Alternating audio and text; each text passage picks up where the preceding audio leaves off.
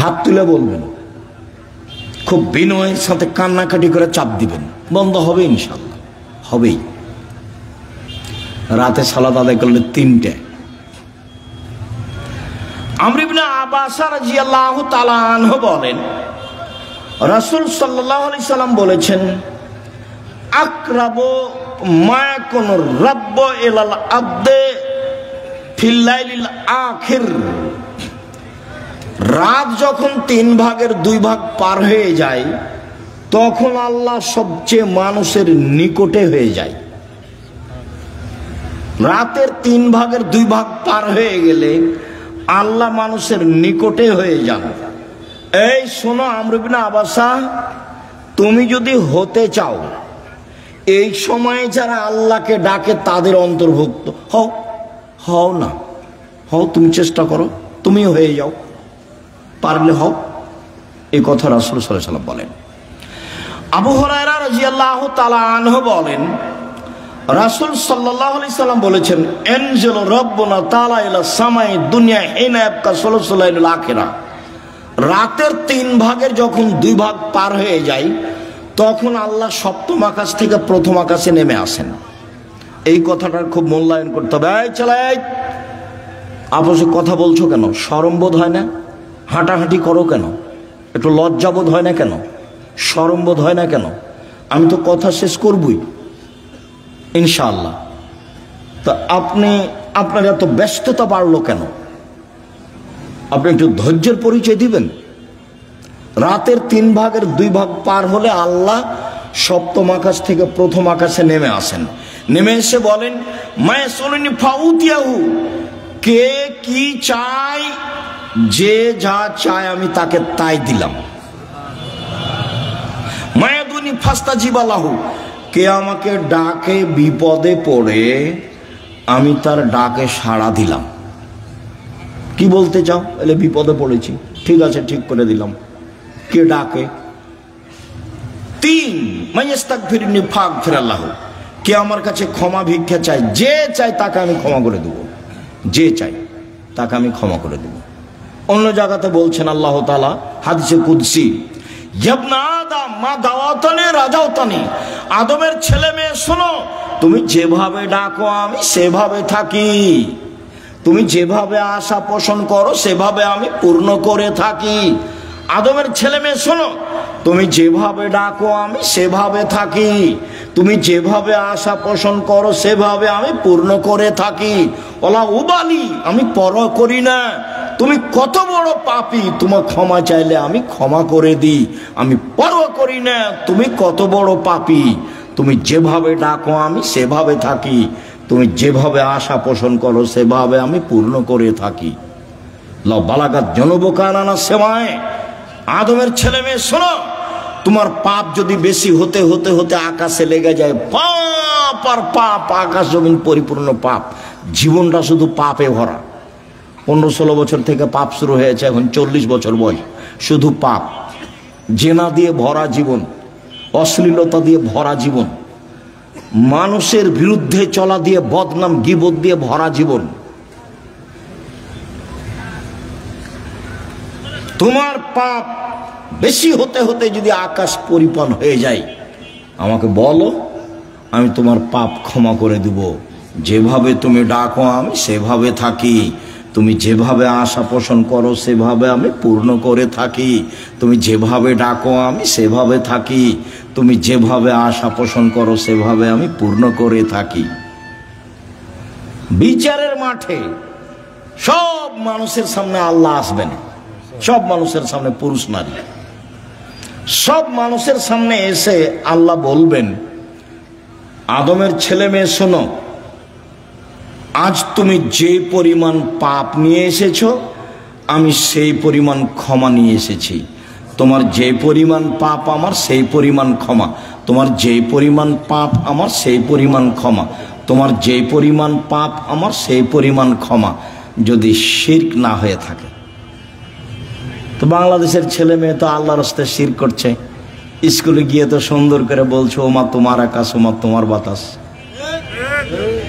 আমি বলি না, আমার ছেলে মেয়েকে বলতে দিনি। এখনো এমন কোনো পরিস্থিতি আমার উপরে আসেনি যে আমি বলতে বাধ্য। মায়ের দুধ ছেড়ে গিয়ে বলবে ও কালিমা তোমার আকাশ, এত বড় নোংরা কথা আমার ছেলে মেয়ে বলবে, এখনো এই পরিবেশ আমার কাছে আসেনি।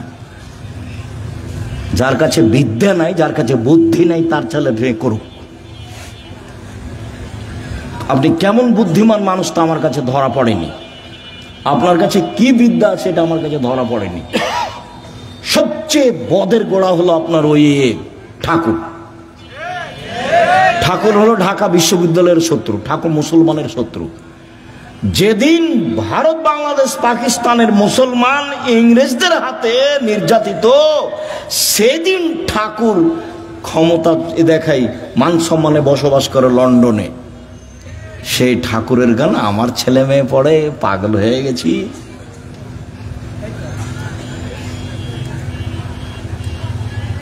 এ তো অবাক হয়ে গেল। এই তো নিজের ঘরের ওই কি বলছে গো, ব্রয়লার মুরগি জ্বালিয়ে দিয়ে ইন্ডিয়া থেকে মুরগি নিয়ে আসতে হবে। মানে মাথায় গোবর আছে। নিজের মুরগি কি করতে হবে, জ্বালিয়ে দিতে হবে, ওখান থেকে ডিম আনতে হবে। এত উল্টা বুদ্ধি, এটাও একটা উল্টা বুদ্ধি। চেষ্টা করো না কেন? কই বাগমানের ছেলে মেয়ে নাকি জেনারেল লাইনে পড়ে ইঞ্জিনিয়ার হয়ে, বড় ডাক্তার হয়ে জাতির উপকার করেছে। কোথায় উপকার করেছে? পুঠিয়া থানা না? তো পুঠিয়া থানার ছেলে মেয়েরা খুব ভালো পড়াশোনা করেছে, অনেক কিছু করেছে। আমি তো বলছি প্রায় 30 বছর থেকে, আমি তো 30 বছরের ওই সেই কত বালানগরে এসেছিলাম বহুদিন আগে, সেদিন আমি বলেছি তোর বাপের আকাশ। সব সময় বলছি, আমি তো ঘৃণা জানাই। সম্মানিত দিনী ভাই বোন, রাতে উঠে আল্লাহকে কিছু বলতে হবে। আল্লাহ আমার আর আপনার কথা শোনার জন্য প্রতীক্ষমান। আল্লাহ নেমে আসেন আমার কথা শোনার জন্য, আর আমি ঘুমিয়ে থাকি, তাহলে এটা কেমন হলো? বুঝাতে পারলাম না কথা মনে হয়। আল্লাহ নেমে আসেন আমার জন্য, আর আমি কি করি? ঘুমিয়ে থাকি। একটা কথা মধ্যে মনে রাখিয়েন, আমি ঘুমিয়ে থাকি এর অর্থ এই নয় যে সবাই ঘুমিয়ে থাকে। সবাই ঘুমিয়ে থাকে না। কেউ না কেউ আল্লাহকে বলে যে ঠিক আছে তাহলে আমাকে এটা করে দাও, ঠিক আছে তাহলে এটা আমাকে করে দাও, এভাবে বলে। আমর ইবনে আস রাদিয়াল্লাহু তাআলা আনহু বলেন, রাসূল সাল্লাল্লাহু আলাইহি সাল্লাম বলেছেন, মান কামা বিআসরি আয়া লাম ইগফাল মিনাল গাফিলিন। কেউ যদি রাতে উঠে 10টা আয়াত পড়ে, 10টা, তাহলে সে গাফেল নয়, এটা লিখে দেওয়া হবে। 2, মান কামা বিমিয়া আয়া কুতিবা মিনাল কানিতিন। কেউ যদি 100 আয়াত পড়ে রাতে উঠে সলাতে, 100 আয়াত, তাহলে ও পরহেজগার মানুষের অন্তর্ভুক্ত লিখে দেওয়া হবে। ওমান কামা বিআলফি আয়া, কেউ যদি রাতে 1000 আয়াত পড়ে কুতিবা মিনাল মুকান্তিরিন, তাহলে পৃথিবীতে সর্বোচ্চ মর্যাদার অধিকারী যারা, তাদের সাথে এও বড় বড় মর্যাদার অধিকারী। ইব্রাহিম আলাইহিস সালাম এরকম যারা বড় বড় মর্যাদার অধিকারী, আপনি যদি রাতে 1000 আয়াত পড়েন, যদি এটা ভারী, তো 100 আয়াত তো পারবো, 10 আয়াত তো পারবো। আবু হুরায়রা রাদিয়াল্লাহু তাআলা বলেন, আল্লাহ রাসূল বলেছেন, মান কামা ইস্তাইকাজা, যে ব্যক্তি রাতে উঠলো, স্ত্রীকে উঠালো, 2 রাকাত সালাত আদায় করলো, কুতিবা মিনাল যাকিরিনা যাকিরাত, যারা আল্লাহকে ডাকে, ওদের একটা তালিকা আছে, এদের স্বামী স্ত্রীকে সে তালিকা লিখে দেওয়া হবে। উঠি না কেন, পারি না কেন? আজকে সোমবার, সিয়াম ছিলেন 32 বছর থেকে, 30 বছর থেকে বলে আসছি, কেন সিয়াম ছিলেন না? আজ তো সোমবার, কেন থাকলেন না? এই ছেলে, সোমবারে সিয়াম থাকতে হবে কেন? কেন নবী থাকতেন বলো? সাপ্তাহিক মানুষের পাপ নেকি রিপোর্ট পেশ করা হয় কি কি বারে? সোমবার আর বৃহস্পতিবার। তা আমাদের নবী বলছেন যে আমি ভালোবাসি আমার রিপোর্টটা দেখার সময় আল্লাহ দেখুক যে সিয়াম অবস্থায়, নেও নেও আমার রিপোর্ট নেও, সিয়াম অবস্থায় নেও। তো মুহাম্মদ সাল্লাল্লাহু আলাইহি সাল্লাম চাইতেন তার রিপোর্টটা আল্লাহর কাছে পেশ করার সময় কি অবস্থায় দেখাতে চাইতেন? সিয়াম অবস্থায়। তা আপনি চান না কেন? মুরব্বী ভাইজান, আপনি সিয়াম ছিলেন আজকে? চুপ হয়ে যাচ্ছেন কেন? এই কি সুলি ফাঁসি নাকি? এই কি হাইকোর্ট জজকোর্ট নাকি? আদাত হয় না কেন? অভ্যাস হয় না কেন? ওইটা বাদ দিয়ে এটা করেন। বৃহস্পতিবার সোমবার সিয়াম থাকার চেষ্টা করেন। আর আসলে আদর্শ দিয়ে গেলেন, আর আমি এমনি দুনিয়া থেকে চলে গেলাম, জীবন পার করলাম, তাহলে হবে? তাহলে হবে না। সম্মানিত দ্বীনি ভাই বোন, রাসূল সাল্লাল্লাহু আলাইহি সাল্লাম বলেন, কেউ যদি ঘুম থেকে উঠে বলে লা ইলাহা ইল্লাল্লাহু ওয়াহদাহু লা শারীকা লাহু লাহুল মুলকু ওয়া লাহুল হামদু ওয়া হুয়া আলা কুল্লি শাইইন কাদির ওয়া সুবহানাল্লাহি ওয়া আলহামদুলিল্লাহি ওয়া লা ইলাহা ইল্লাল্লাহু আল্লাহু আকবার লা হাওলা ওয়া লা কুওয়াতা ইল্লা বিল্লাহ, তাহলে এখন যা বলবে আল্লাহ সেটা মেনে নেবেন। যেটা বলবেন সেটাই শুনবেন, যেটা বলবেন সেটাই শুনবেন। ঘুম থেকে উঠে এই দোয়াটা পড়তে হবে, লা ইলাহা ইল্লাল্লাহু ওয়াহদাহু লা শারীকা লাহু লাহুল মুলকু ওয়া লাহুল হামদু ওয়া হুয়া আলা কুল্লি শাইইন কাদির ওয়া সুবহানাল্লাহি ওয়া আলহামদুলিল্লাহি ওয়া লা ইলাহা ইল্লাল্লাহু আকবার ওয়া লা হাওলা ওয়া লা কুওয়াতা ইল্লা বিল্লাহ।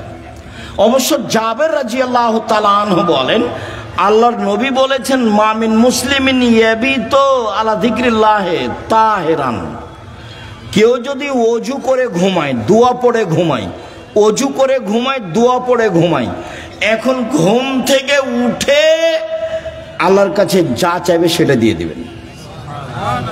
মায়াসআলু মিন খাইরিন মিন আমরি দুনিয়া ওয়াল আখিরা, ইহকাল পরকালের যেটা চাইবেন সেটা দিয়ে দিবেন, যেটা চাইবেন সেটা দিয়ে দিবেন। এই কথাটা লাগানো আছে ওযু করে ঘুমাতে হবে। কি করে ঘুমাতে হবে? ওযু করে ঘুমাতে হবে। জি উপস্থিত দ্বীনি মুসলিম বোন, বুঝতে পারছেন কিছু? না হইচই করে এসেছেন আর হইচই করে যাচ্ছেন? কিছু আল্লাহকে ডাকতে শিখুন, বলতে শিখুন। আল্লাহ রাসূল বলছেন যে কুরাইশদের মহিলারা সবচেয়ে উত্তম। কেন? দুইটা কাজে তারা বেশি আগ্রহী, যত্নবান। এক, নিজের ছেলেকে লালন পালনে তারা খুব যত্নবান, এই জন্য সবচেয়ে ভালো। দুই, স্বামীর সম্পদকে হেফাজতে খুব সতর্ক, এই জন্য ভালো। আল্লাহ রাসূল বললেন যে একজন মহিলা ভালো হতে পারে তার দুইটা গুণে। এক, বাচ্চাকে ভালোভাবে লালন পালন করে। দুই, স্বামীর অর্থ সম্পদকে ভালোভাবে দেখাশোনা করে, নষ্ট করে না। যখন আল্লাহ রাসূল বলেন খায়রুন নিসায়ে, সবচেয়ে উত্তম নারী কে? এক, স্বামীর সাথে কথা বললে হাসি মুখে বলে। দুই, স্বামী আদেশ করলে পালন করে। তিন, স্বামী যখন বাড়িতে থাকে না তখন নিজেকে হেফাজতে রাখে আর স্বামীর অর্থ সম্পদ হেফাজতে রাখে। ভালো নারী কিভাবে সংসার করেন জানা নাই। আপনার জীবনে আমার পক্ষ থেকে দুইটা উপদেশ থাকছে। একটা হলো স্বামীর সামনে অভিমান করবেন না, অভিমান নেই। অভিমান বলে কোনো জিনিসই নেই। অভিমান করলেই শয়তান আপনার ক্ষতি করবে। অভিমান কি? অভিমান আমাকে স্বপ্নপুরী দেখাতে নিয়ে গেল না। অভিমান কি? নাটোরের রাজবাড়িটা আমাকে একদিন দেখতে নিয়ে গেল না। অভিমান কি? এই কুরবানিতে একটা শাড়ি দিলা না। এগুলো অভিমান। অভিমান করলেই শয়তান সুযোগ পায়।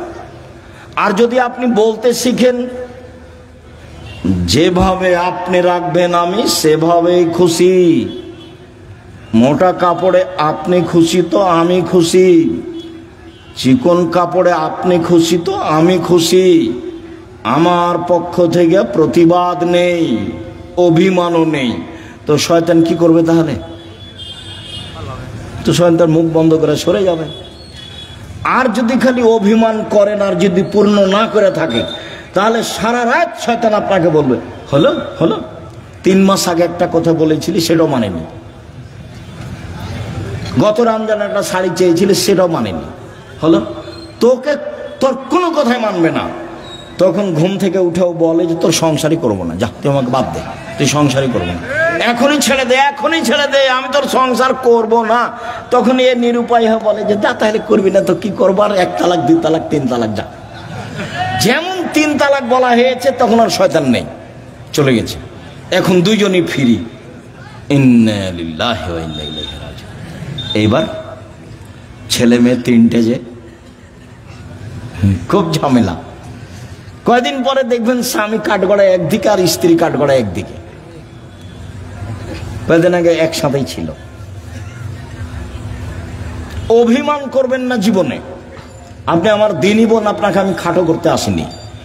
অভিমান নেই আর প্রতিবাদ নেই। তুমি এই কথা বললে কেন? তোমার মা আমাকে কথা বললো কেন? তোমার বাপ আমাকে কথা বললো কেন? তুমি তোমার মায়ের কথা আমি শুনতে এসেছি? এরকম কোনো কথা চলবে না। ধৈর্যের পরিচয় দিতে হবে, সহ্য ধৈর্যের পরিচয় দিতে হবে, তাহলে সংসার সুন্দর হবে, শয়তান সুযোগ পাবে না। আর আপনাকে বলি, আপনি কোনো সময় মুখ খারাপ করিয়েন না। যখন সাহাবীগণ বললেন আল্লাহর নবী আমরা স্ত্রীদের কি হক আদায় করতে পারি, ওরা আমাদের কাছে কি পায়, আল্লাহ রাসূল 1 নম্বরে বললেন আতেমা মাতায়েমপা তুতেমা মাতায়েমতা, তুমি যেভাবে খাও সেভাবে খাওয়াবা, খাওয়া দিয়ে কথা শুরু। তাকসুয়া মাক্তাসাইতা, তুমি যে মানের কাপড় পরো সেভাবে পরাবা। ওলা তুকাব্বে, কটু কথা বলবো না, গালি দিতে হয় না, স্ত্রীকে মারতে হয় না, নিন্দা করতে হয় না, গালি দেওয়া হবে না, সমস্যা আসতেই পারে। আল্লাহ রাসূল বলছেন ওকে বাঁকা হাড্ডি দিয়ে সৃষ্টি করা হয়েছে, আপনি জোর করে সোজা করতে চাইলে ভেঙে যাবে, ভেঙে তালাক। আপনাকে ধৈর্যের পরিচয় দিতে হবে। আর তালাক দিয়ে নিজেকে খুশি করিয়েন না, তোকে জব্দ করেছি তালাক দিয়ে, এইটা দিয়ে খুশি করিয়েন না। অন্য পথ দিয়ে খুশি করেন, নিজেকে সান্ত্বনা দেন, তালাক দিয়ে নয়।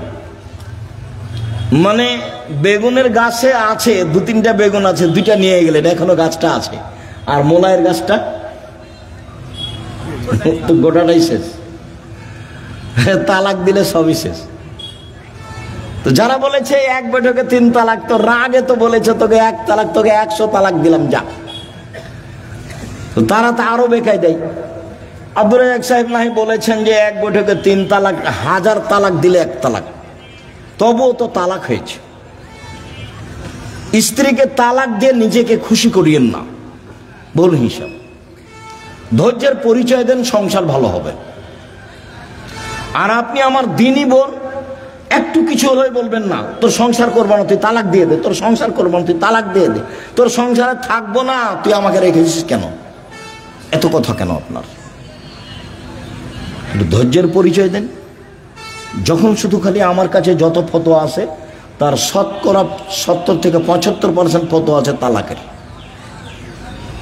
মানুষের জীবন এখন তালাক দিয়ে চলছে। একটু রাগ করলেই ও শান্তি পাচ্ছে কি দিয়ে, তালাক দিয়ে। ও বলছে তুই তালাক দিয়ে দে, আর এ বলছে তোকে তালাক দিলাম, তোকে তালাক দিলাম।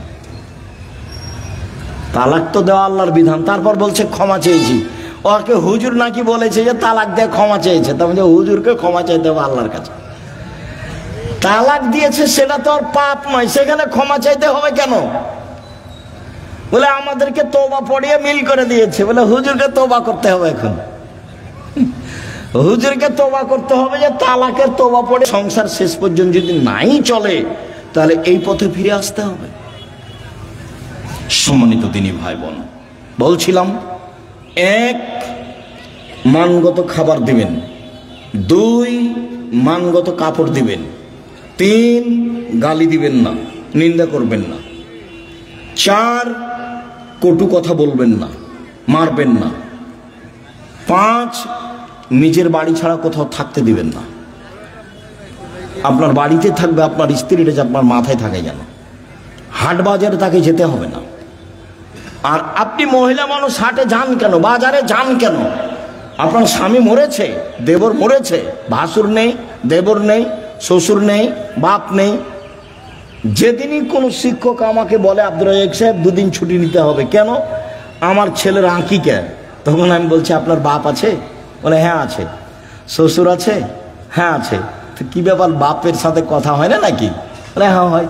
তো আঁকিকার জিম্মেদারি আপনার মাথায় কেন?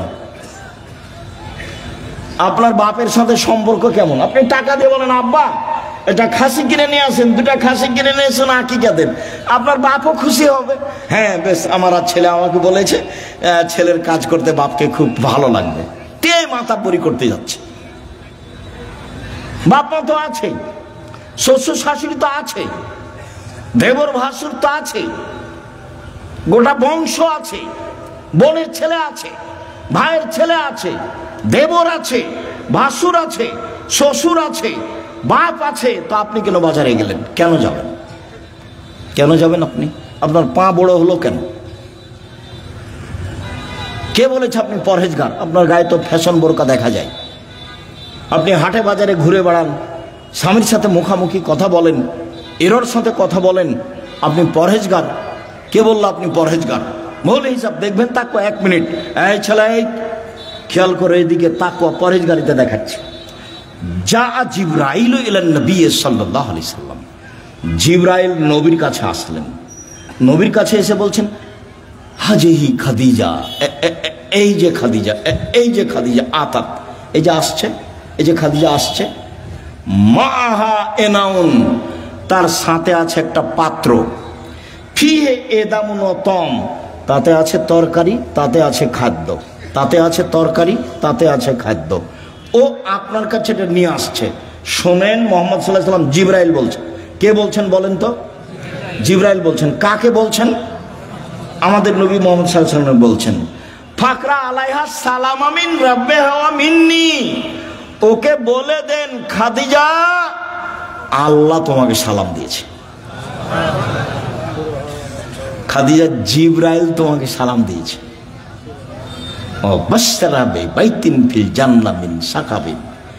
আর বলে দেন খাদিজা তোমার জন্য জান্নাতে একটা ঘর বানানো হয়েছে হীরা মুক্তা মাণিক্য দিয়ে, লা সাখাবা ফিহে ওয়ালা নাসাবা, সেখানে নেই কোনো হইচই, নেই কোনো কষ্ট ক্লেশ ক্লান্তি, সেখানে নেই কোনো হইচই হই হুল্লাড়, সেখানে নেই কোনো কষ্ট ক্লেশ দুঃখ দুর্দশা, কিছু নেই।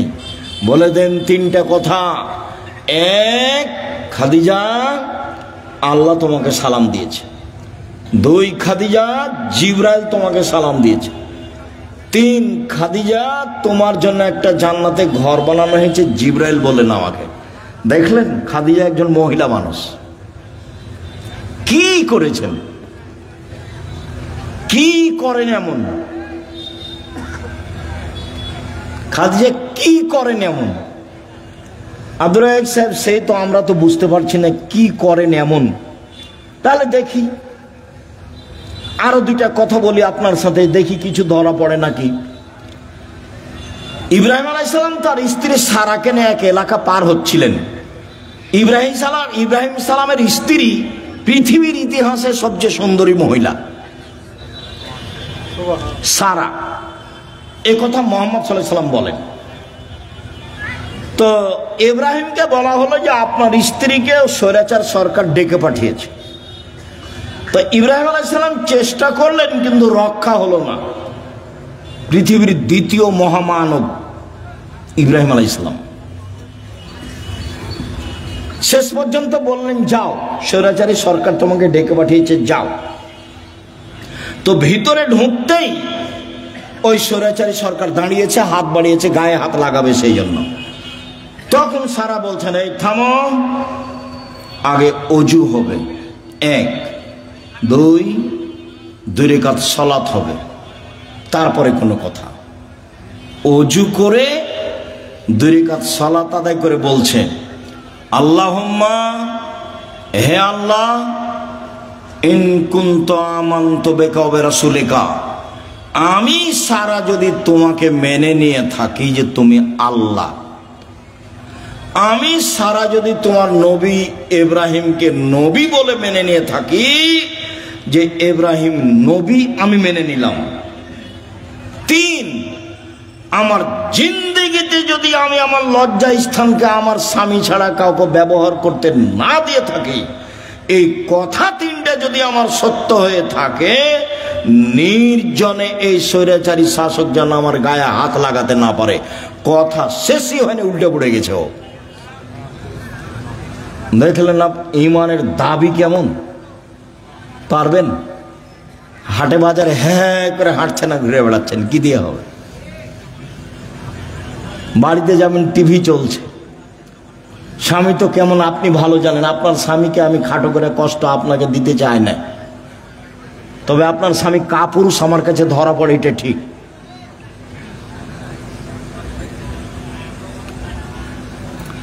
আপনি আমার দিনী বোন, এদিকে দেখেন, বেশি কিছু আমল নয়। আমি নবীকে মেনে নিয়েছি, আমাদের নবী মুহাম্মদ সাল্লাল্লাহু আলাইহি ওয়াসাল্লাম আমরা মেনে নিয়েছি, আমাদের নবীকে মুহাম্মদ সাল্লাল্লাহু আলাইহি ওয়াসাল্লাম আমরা মেনে নিয়েছি। 2, আল্লাহকে মেনে নিয়েছি যে তুমি আছো, সবকিছু করতে পারো, তুমি আজিজ, এ তো মেনে নিয়েছি। 3, জিন্দেগিতে জেনা করিনি, এইটা আমাকে দিতে হবে, দিয়ে দাও। আল্লাহ বলেন ঠিক আছে দিব।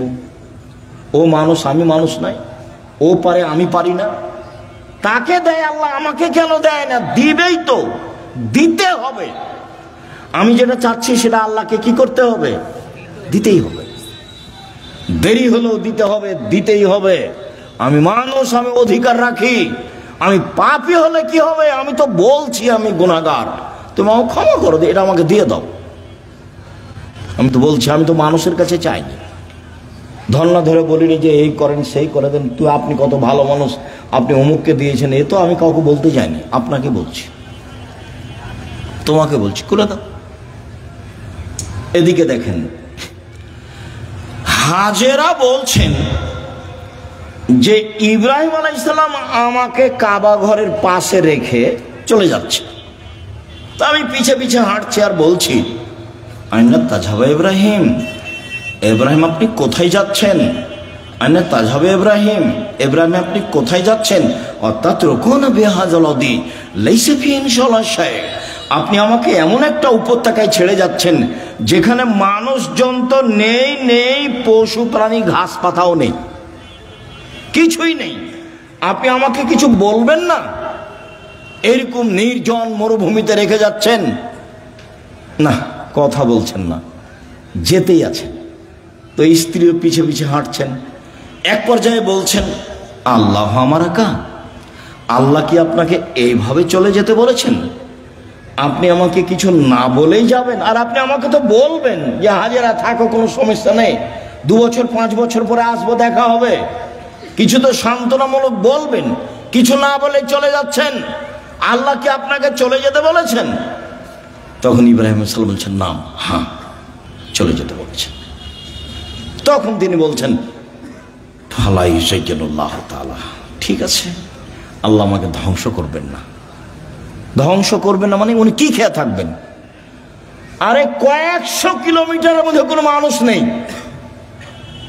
দোকানপাট নেই, গাছপালা নেই, ঘাস পাতা নেই, কোনো কিছু নেই, তার আল্লাহর উপরে কত ভরসা। বলছে ঠিক আছে, তাহলে আল্লাহ আমাকে ধ্বংস করবেন না।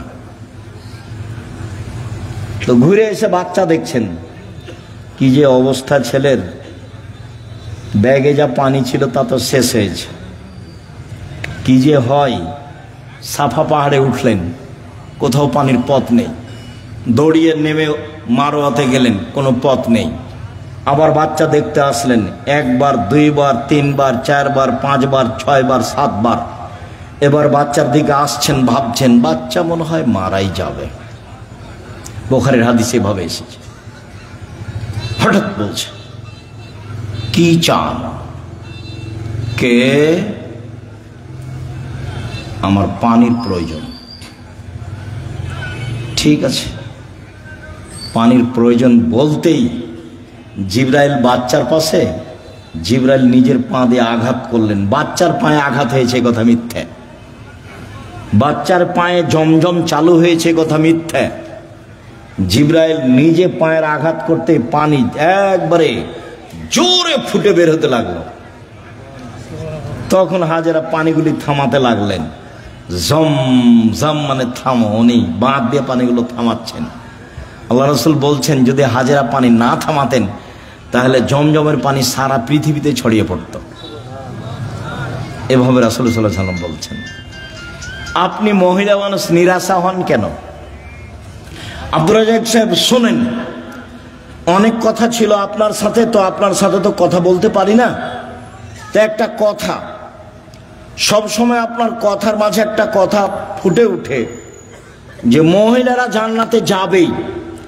1 5 ওয়াক্ত সালাত, 2 রমজান মাসের সিয়াম রোজা, 3 স্বামীকে মেনে চলা, 4 জেনায় লিপ্ত না হওয়া। তো আমাদের তো এরকম ঘটে গেছে, এখন কি উপায়? চিন্তা করবেন না, চিন্তার কিছু নেই।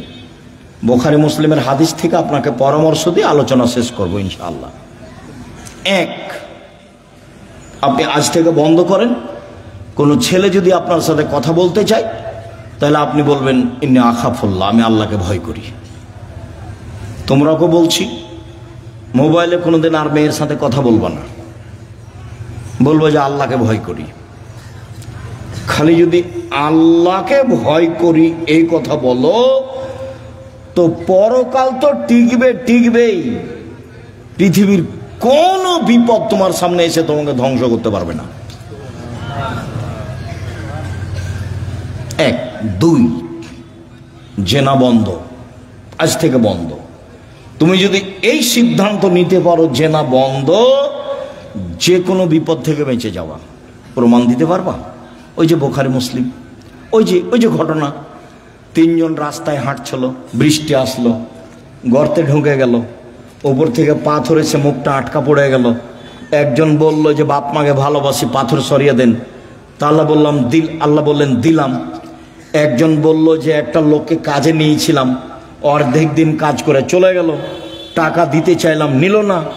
আমি ওর টাকা বাড়াতে তো অনেক গরু ছাগল করে দিলাম। একদিন এসে বলছে আমাকে টাকা দেন। আমি বললাম গরু ছাগল নিয়ে যাও। আমাকে বলছে মজাক করবেন না। না, মজাক করিনি, তুমি সবই নিয়ে যাও।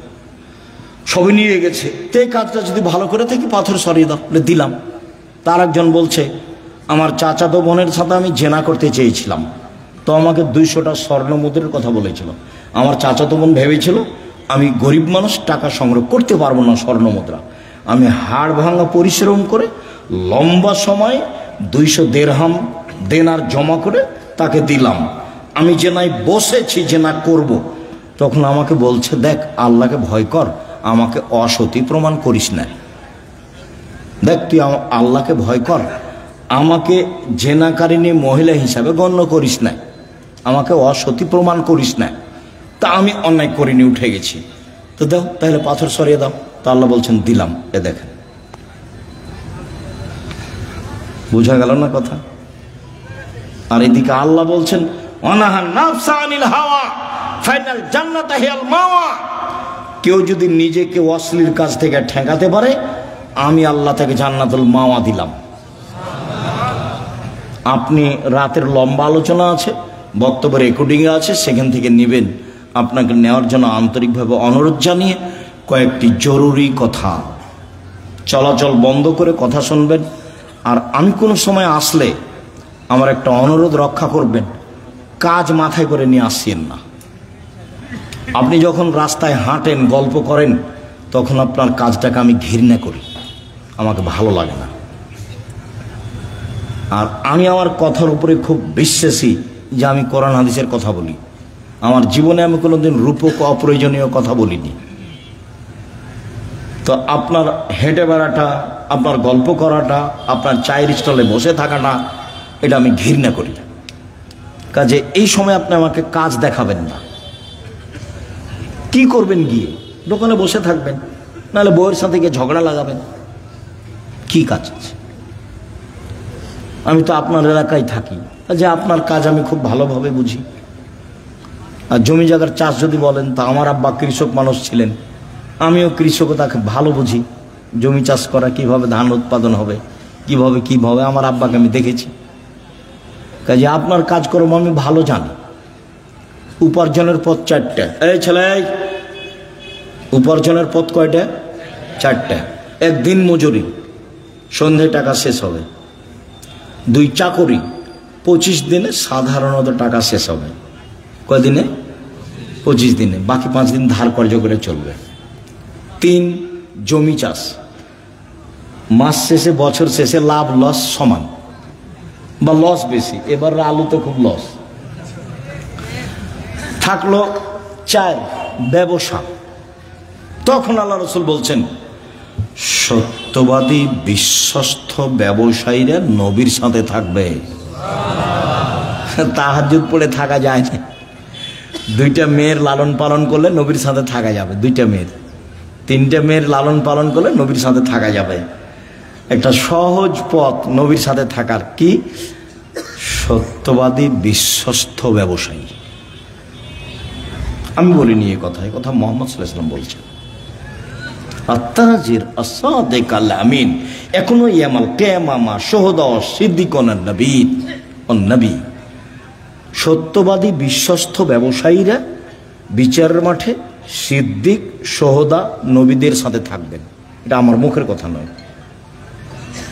2 আত-তিজারাত মাল কিজবাল হালাফ, ব্যবসাতে মিথ্যা কথা এসে যায়, ব্যবসায় কসম চলে আসে। ফাসুবহু বিসাদকা, দান করে মিটিয়ে দাও। তো দিন মজুরি করলে তো দান করতে পারবেন না, ও তো সন্ধ্যায় টাকা শেষ হয়েছে। চাকরি করলে তো 25 দিনে গেছে, কয়েকদিন ধার কর্য করে গেছে। আর জমি চাষ করলে তো লাভ লস সবাই বুঝে। তাহলে কিছু করতে হলে কি করতে হবে? ব্যবসা। রিস্ক নিয়ে ব্যবসা করতে হবে, পিছু হটার কোনো সুযোগ নেই। আব্দুর রাজ্জাক সাহেব, আমি করেছিলাম 10 লাখ টাকা লস, চিন্তা করবেন না, পিছু হটার সুযোগ নেই, ব্যবসায় করতে হবে। তবে যে ব্যবসা ধরে আছেন সেটাকে সহজে বাদ দিয়ে আরেকটা করতে যাবেন না, ওটা আল্লাহ রাসূল না করেছে। হ্যাঁ, এইটার চেয়ে একটা ভালো ব্যবসা আপনি বুঝতে পারছেন আপনার বিদ্যা বুদ্ধি দিয়ে, তখন ওটা শুরু করবেন। একটা টোটালি ছেড়ে দিয়ে আরেকটা যাবেন না, নাহলে মায়ের খাওয়ার সম্ভাবনা আছে। তাহলে রুজি উপার্জনের সবচেয়ে উত্তম পথ কোনটা? ব্যবসা। আমি চকলেট দিয়ে ব্যবসা করতে বলিনি, আমি বলেছি সবচেয়ে কম পয়সার ব্যবসা কি? চকলেট। আমি বলিনি যে চকলেটেরই ব্যবসা করতে হবে। আমি বলেছি শ্বশুরের কাছে যৌতুক নিও না, চকলেটের ব্যবসা করো। তা আমি কি চকলেটেরই ব্যবসা করতে বলেছি, না লোন লাগবে না কিদের ব্যবসা কিসের করতে হবে? কম টাকার। তাহলে লোন নেওয়া লাগবে না। কলার ব্যবসা করতে বলেছি, লোন নেওয়া লাগবে না। আর কলকাতায় হিরোইন কিনে ঢাকায় বিক্রি করতে নিষেধ করেছি, শ্বশুরের কাছে টাকা নিতে নিষেধ করেছি, খুব শক্তভাবে নিষেধ করেছি।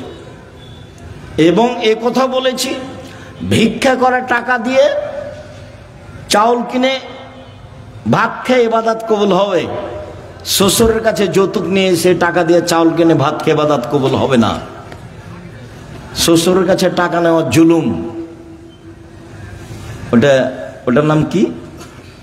যৌতুক। সন্ধ্যা হতে হতে টাকা ফেরত দিতে হবে, দিতেই হবে যে কোনো মূল্যে। নিজে উপার্জন করে খেতে শিখো, দিন মজুরি করে খাও, সহজ পথ। ব্যবসা করো ছোট, সহজ পথ। শুকরিয়া, জাযাকুমুল্লাহ খাইর। সম্মানিত দিনী ভাই বোন, আপনাদের সাথে জরুরি কথা। কোনোদিন আসলে এই থামো, ছেড়ে থামো, সবাই উপস্থিত হওয়ার চেষ্টা করবেন ভাই বোন সবাই। 1 জরুরি কথা, আল ইতেসাম পত্রিকা সহ অন্যান্য বইগুলি নিয়ে যাবেন। যে আলোচনা করছিলাম সে আলোচনা উপদেশ বইয়ে আছে আর আদর্শ নারীতে আছে। জরুরি কথা, সামনে মাসে 6-7 সম্মেলন, সবাই আসবেন।